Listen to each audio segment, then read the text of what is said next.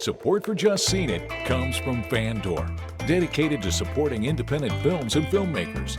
Movies from around the world are available at fandor.com/PTV. Fandor, all for film. A rookie cop's defeat of a building of gangsters has attracted attention. To protect his wife and son, he goes undercover into the Jakarta crime world. Kalau kita mau membersihkan kota ini dengan bersih, kita harus tangkap mereka. Nama-nama yang penting. There, he climbs a violent hierarchy to bring down corrupt cops in The Raid 2. Hi, I'm Salim. I'm here with Aaron and Jami. We're here to talk about The Raid 2. We've all just seen it. Jami, what'd you think? So, Raid 2 is obviously a sequel to the 2012 Indonesian action film, The Raid Redemption. It's an amazing movie. I mean, the action is just incredible. I really enjoyed it. It's got a pretty simple plot. The first film took place, basically, it was Die Hard in a building. Yeah. This one opens up and is in the city. My only minor critique is the fact that the movie is obviously in another language and it is subtitles, and as a lazy person I have a hard time following the story because I don't want to read every subtitle, but the visuals are so amazing that you really can follow the story with the action and with the actors and what's going on. It's a good story, but it's a story we've seen before. Infernal Affairs, Departed, it's corruption, gangster films, fine. I think that the story is good, but yes, the subtitles make it difficult.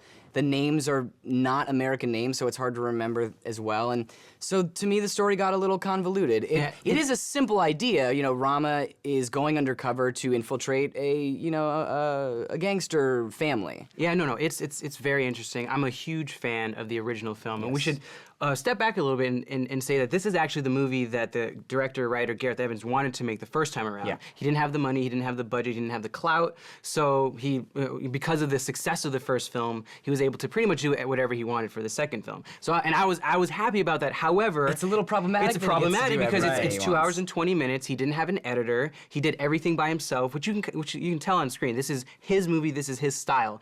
But some stuff needed to be cut.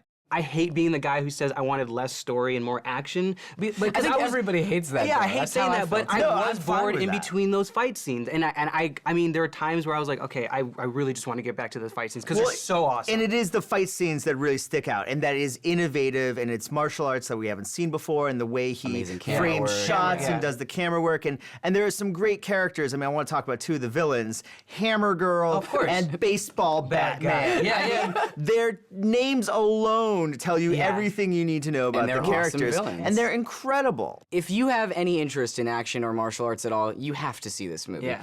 And we have a star in Iko Uwais who plays Rama. He is incredible, very reminiscent of Bruce Lee. The story behind him is Gareth Evans, the director, found him when he was doing a documentary about the fight school that he's a part of. He's like, oh, you're amazing. I want you to be in all of my movies now. And now he's a star. He's holding his own with people like Tony Jaa. Exactly. I mean, I would even compare him to Jet Li. Yeah, no, he is absolutely incredible, and I want people to see this movie. I want them to see both movies, not only because of Iko, but because of how talented our director, Gareth Evans, is. I mean, you look at these fight scenes, and not only are all of the fight scenes in this film better than any of them in the first film, but in the second film they get better and better and better as time goes on. As the movie goes on. Yeah, because it has scale. It has stuff that you've never seen before. It has camera work that you've never seen before. It has locations. It has everything that you would want in an amazing action movie. And the real star of this movie is Gareth Evans. It is, yeah. And what he does with the camera and the way he frames these action sequences. And I would love for Hollywood to eat him up. Me too, and have him that's the thing. Wouldn't it be amazing if he directed the next Die Hard movie? Yeah. Or if he directed an Expendables film, like that's what I would love. It would mess with his flow, though. But I think he doesn't want that. Yeah. I think that the fact remains that he has. I don't know. They throw enough money at him. He's gonna do it. I feel like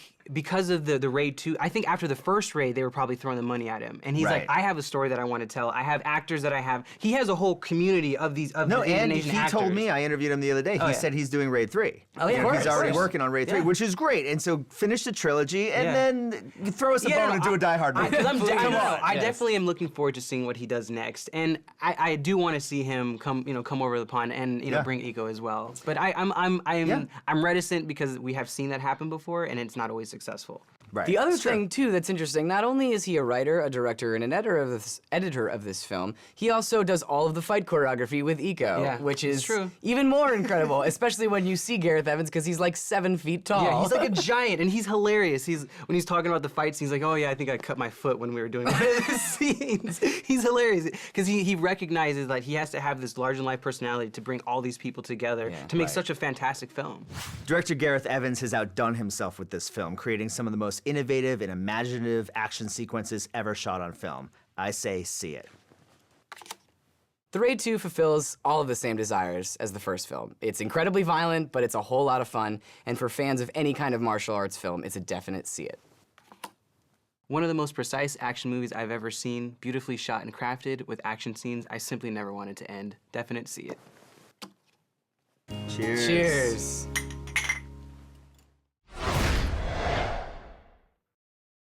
So we're done gushing about this?